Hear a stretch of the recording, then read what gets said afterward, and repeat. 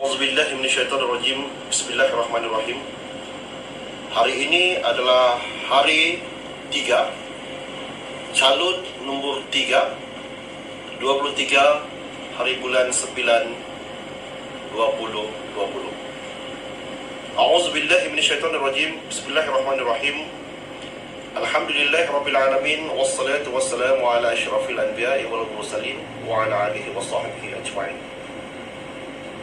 Saya Sairin Abdul Rahman daripada Parti Perpaduan Rakyat Sabah bertanding dalam pilihan raya negeri pada 26 hari bulan 9 2020 di DUN IN 58 Lamag, calon nombor 3. Dengan ini saya merayu kepada seluruh warga di DUN IN 58 Lamag ini supaya berfikir dengan bijaksana, pilihlah calon yang betul-betul berkelayakan dan berkebolehan agar ianya dapat membawa arus perubahan. Perlu diingat dan difikirkan secara matang bahawa bukan terletak pada jenama parti atau lambang parti yang bertanding yang boleh membawa kepada arus perubahan dari segi kemajuan dan pembangunan, tetapi segala kehendak dan kemahuan tuan-puan hanya akan terpilah dan tercapai bila mana tuan-puan bijak dan tepat membuat pilihan calon. Oleh itu, sudah sampai masa dan tepat pada waktunya, pilihlah calon nombor 3, Sairin Abdul Rahman daripada Parti Perpaduan Rakyat Sabah. Berikut adalah serba sedikit biodata pribadi saya. Saya adalah kelahiran anak jati Lamag Kinabatangan. Pernah tinggal di Lamag Kinabatangan dan pernah bersekolah di Lamag Kinabatangan. Seterusnya, saya pernah bertugas selama 36 tahun di dalam pelbagai jabatan, dan dari segi pendidikan, saya adalah salah seorang mahasiswa PhD di bidang Psychology, Science dan Education, dan sekarang sedang dalam peringkat pengajian. Manakala label degree dan master saya adalah dalam bidang pengurusan, pentadbiran dan pembangunan sumber manusia.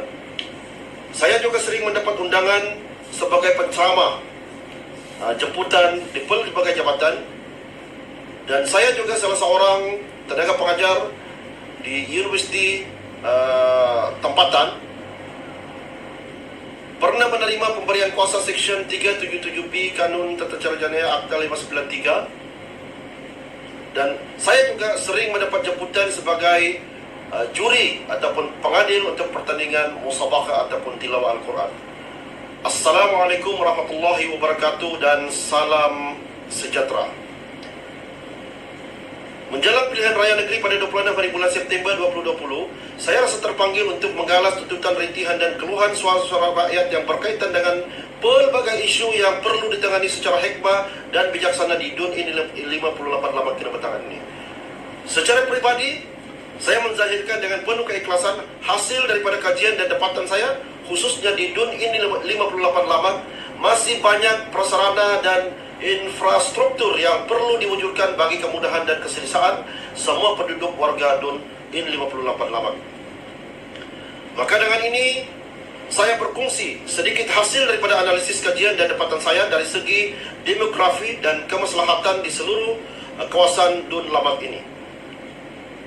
Yang saya ceritakan di sini, ini adalah sejarah dan cerita ringkas di ketiga-tiga kampung yang bila mana saya turun ke lapangan bersemuka dengan penduduk-penduduk kampung yang bermastautin, penghuni tetap kampung yang hampir lebih kurang 60 tahun. Yang lebih kurang 60 tahun. Masalah-masalah yang mereka hadapi, ya Allah, hanya Tuhan sahaja yang tahu.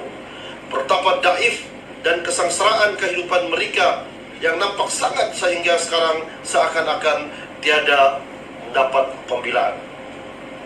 Kampung yang saya maksudkan adalah Kampung Balat, Kampung Sangau, dan Kampung Lokat. Di antara isu-isu permasalahan adalah seperti berikut. Pertama, tiada pangkalan air bersih. Kedua, tiada pangkalan tenaga elektrik. Ketiga, tiada jalan raya yang baik. Ada jalan raya pun sangat daif.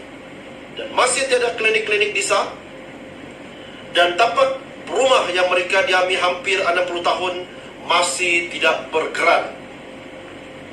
Dan tapak mereka yang diami hampir 60 tahun, yang saya nyatakan itu majoriti daripada ketiga-tiga kampung tersebut masih tidak gerak.